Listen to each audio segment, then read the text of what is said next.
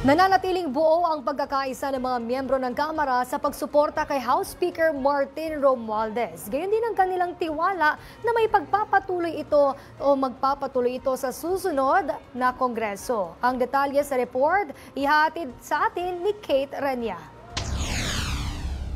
Nagpahayag ang tagapagsalita ng House of Representatives na si Attorney Princess Abante ukol sa isyong hindi pagpirma ni Deputy Speaker at Cebu Representative Vincent Franco Duque Frasco ng Manifesto of Support para sa pagpapatuloy ng liderato ni House Speaker Martin Romualdez. Ayon kay Attorney Abante, hindi pinipilit ng Kamara ang pagbibigay ng suporta ng bawat kinatawan sa Kongreso at ginagalang ng liderato ang kanilang desisyon. Kabilang sa mga nagbigay ng matibay na suporta at nagpakita ng pagkakaisa ay ang mga kinatawan sa Central Visayas na kamakailan ay tinutukan ng mga programang ikauunlad ng rehiyon. Dagdag pa ng tagapagsalita, mas pipiliin anya ni Speaker Romualdez na manindigan sa tahimik na may epektibong serbisyo para sa mga Pilipino. Binigyang diin din ni Attorney Abante na hindi mahalaga kung sino ang pipirma, kundi kung sino ang patuloy na naglilingkod.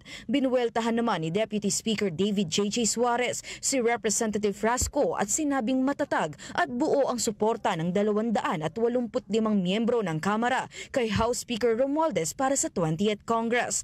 Well, if you look at the support that Speaker Romualdez has garnered and continues to maintain, 285 congressmen have signed the manifesto support.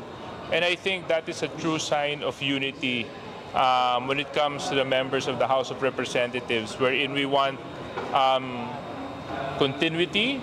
We want true leadership that can address the issues being faced by our country. Samantala, tinanggal ng National Unity Party o NUP si Congressman Duque Frasco bilang miyembro ng partido dahil tumanggi siyang suportahan si Speaker Romualdez taliwas sa opisyal na posisyon ng NUP. Ayon kay NUP President at Camarines Sur Representative El Rey Villafuerte, nilabag ni Frasco ang patakaran ng pagkakaisa sa salita at gawa. Hindi raw ito kumonsulta sa pamunuan ng partido bago maglabas ng pahayag sa media. Buo ang suporta ng National Unity Party kay Speaker Romualdez para ituloy ang mga layunin ng Administrasyong Marcos sa ikalawang bahagi ng termino nito. Para sa totoong balita sa Bagong Pilipinas, Kate Rania, Congress News.